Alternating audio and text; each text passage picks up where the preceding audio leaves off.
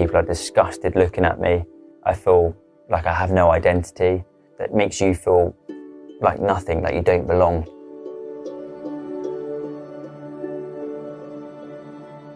Navigating being so different and looking so different really affected my self-esteem. I really disliked it when people stared at me because it made me feel so self-conscious. I was around 15 years old when my vitiligo first appeared, and it first appeared just under my left eye and on my chest.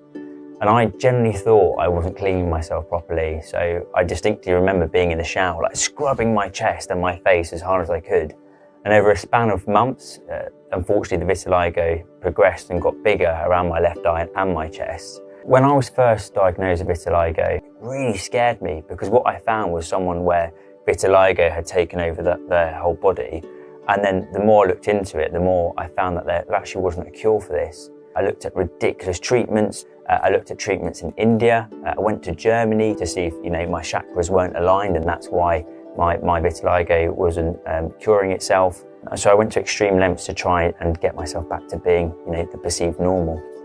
Some of the psychological impacts that I had were really related to mental health. Leaving the house, for example, I wouldn't actually lift up my face. I'd actually tend to look down. I wouldn't like people to see me for who I actually was because I was afraid I'd get judged.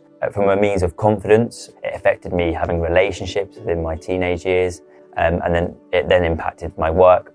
I didn't believe in myself. I felt like people treated me slightly differently. Distinct times I actually remember was when I had a knock at the door, and when this person saw my face, they actually took a step back and said, "Oh, I'm really sorry, like what happened to your face?" And I said, "Oh no, it's just vitiligo, you're not going to catch it, you've got nothing to be afraid of." And they sort of just looked at me and said, "Oh, okay, I'm going to leave you to it," and just walked away.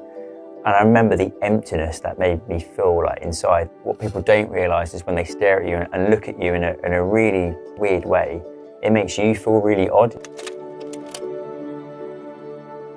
If a new patch appeared now, I would still be worried about it. It can spread, it can cover up my whole body, and it doesn't have a lifespan. It's the worry about how far is it going to go. The skin I have is my identity, but I can't control how I look.